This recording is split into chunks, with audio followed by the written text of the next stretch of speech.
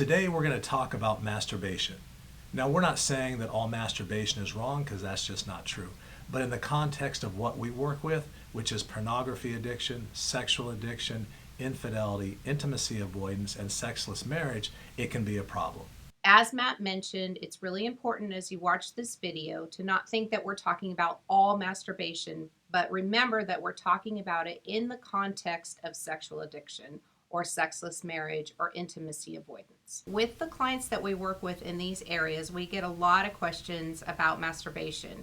In particular, how much is too much? If what I'm looking at while I'm masturbating, is that healthy? Should I be doing that more than I'm trying to connect with my partner? Things like that. But what I would ask you to consider is if your masturbation habits are causing you worry or stress, if your partner's complaining that you're not connecting with them, or they know about your masturbation habits and it's causing them stress, or if you're at a point where it might be causing you some physical issues or physical injury, then it might be time to consider stopping masturbation. We'll get a lot of people saying, I'm not hurting anybody, it's really not a problem, and that's kind of a justification, but there are clear signs that it is hurting you and it is hurting your partner, and so we want to talk about those so that you can make an honest evaluation of your behaviors in this area. If you're trying to stop masturbating, it's really important to ask yourself why. Why do I masturbate? Why did I start to engage that behavior, and why do I want to stop? So one factor that we hear a lot about is connected to stress. So if you're feeling stressed all the time and the only go-to you have is to look at pornography and masturbate, that's something to evaluate. Right, and stress is just one of the things. So if you identify a real stressor in your life, that's going to lead you to a different solve than, say, you identify loneliness as a reason why you masturbate. Yeah. That is another solve, right? So there's different things that you're going to do to try to resolve that behavior. So it's really important that you don't skip the step of asking yourself why you masturbate and truly evaluating that. In addition to asking yourself what your particular reasons for this behavior are, there are some really common reasons as well. One of them is just neurological habit. So orgasm is a very high reward for the brain, and you have associated that reward with this behavior and a lot of times with pornography use and fantasy. So your brain likes that. It actually needs the dopamine and other chemicals that are released during this process, and so it will keep prompting you to do it.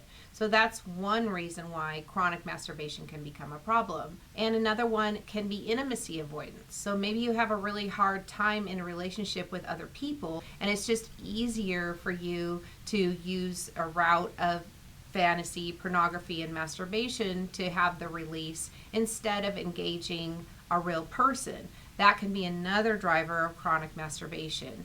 And one of the things that actually is underlying this driver is loneliness. So you can have kind of a pseudo connection with things that you're watching on the screen, but you're not really connecting with a real person. And so that loneliness can drive you to engage in chronic masturbation because it's a soothing behavior. But the more you do it, the less you're still connecting with somebody else, which then just kind of perpetuates itself and keeps driving you. One final reason that actually can lead to chronic masturbation is hidden trauma, in particular sexual abuse. That can cause a person to go into this behavior and maybe not understand why. So if you have trauma in your background, you would want to explore this with a counselor or coach in order to help resolve it. It might be driving chronic masturbation. Many people who don't think that chronic masturbation is a problem are also having a lot of problems within their primary romantic relationship. One thing that we know is that pornography specifically is what we call a superstimulus. It's like the difference between a baked potato and French fries. So a baked potato is good, but with French fries they put salt and lots of things and just kind of exaggerate the taste. That's kind of how it is with pornography. And so when you're trying to have sex with a human being, then that would be healthy and normal. But when you have pornography and it's exaggerated in what you see and what they do, you'll start to prefer actually the super stimulus, which isn't real, over a healthy relationship, which is. In addition to pornography and masturbation being super stimulating, you've also got the convenient factor. So everything that you want to see is a mouse click away, and if you get bored with that, there's always 10 more videos waiting, this kind of thing. That can lead to unrealistic expectations about what real healthy sexual relationships should be like. It can lead to entitlement that everything should always be this way. We see this in our clients a lot, where they are doing these behaviors and then they start to project what they think is normal onto their partner. Their partner doesn't like it. They'll say things like, I feel used when I have sex with you. I don't like how you're approaching me. I don't like that you're making me perform these things. It feels uncomfortable. I could just be anyone to you. These kinds of comments are indicators that you may have started to project what you're seeing and what you're doing onto your partner. The result often is that the partner will start pulling away. So there'll actually be less sexual activity, less connection. But this person who has an issue with chronic masturbation and pornography will be more and more unhappy with that, but they won't see how they're contributing to their own situation. And so the result is they'll just keep going to the masturbation and keep going to the pornography more and more and leaving the partner out, and this creates a huge issue. So let's talk about some practical help to help you stop masturbating. The first tip is to stop feeding your brain with the super stimulus of the sexually stimulating images or the pornography that's creating this overly exaggerated sense of sex, which is creating the problem in the first place. You can do that by getting blockers. You can get accountability software, be accountable to somebody and tell them every day, hey, I didn't do that today. Another thing that I want to say that may sound a little different, but it's powerful and true, is that now that you've decided to stop looking at those images that are prompting you to masturbate, it's not okay to now use your partner to masturbate with. What do I mean by that? So if you have millions of images in your brain of things that you've seen in this super stimulus realm of images, then your job is not to bring those to your partner and act those things out in your mind while you're having sex with your partner. That's what we mean by don't use your partner to masturbate with.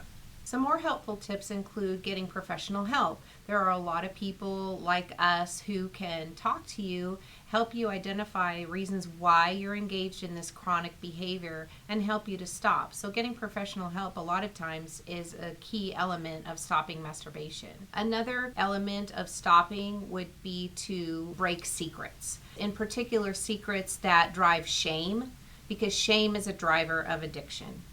And if you have things that you feel shameful about, it's going to be natural that you're going to want to self-soothe, and masturbation is one of the activities a lot of people use to self-soothe. So if you have secrets and you need to tell them, find somebody safe or, again, a professional that you can talk to about those things. One really good thing to start doing is exercising.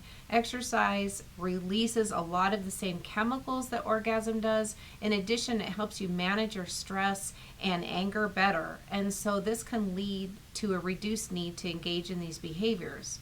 Also, a lot of times people engage in these behaviors because they don't know how to express their needs or their feelings clearly. So again, getting professional help, but specifically working on how you can better express your emotions is key. It's really important to learn how to manage your emotions by not using masturbation and pornography to do it. So how would you do that? Well, one is you express your wants and needs more openly with the folks that you're trying to share with, the people that you're feeling tied up and stressed with. You want to be able to talk with them and share with them actually how you're feeling. Especially if you have something that you know is a stressor in your life. For example, some people just absolutely hate their job. Okay, well, if you hate your job and it's just driving chronic stress, it might be time to consider changing your job. So you can't have sources of just chronic stress, big time stress, and expect that you're not going to want to deal with it in the ways that you've always dealt with it.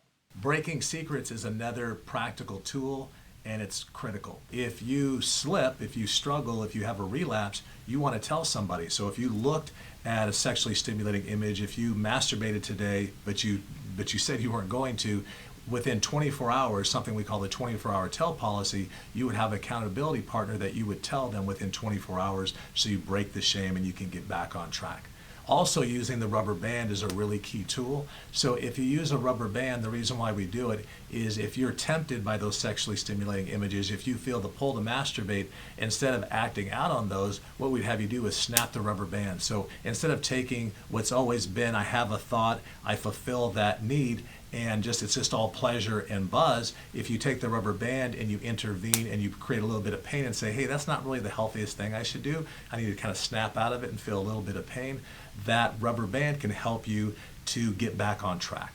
Finally, we would invite you to keep a log of your behavior. This can be especially useful if you have something called a relapse or a slip up.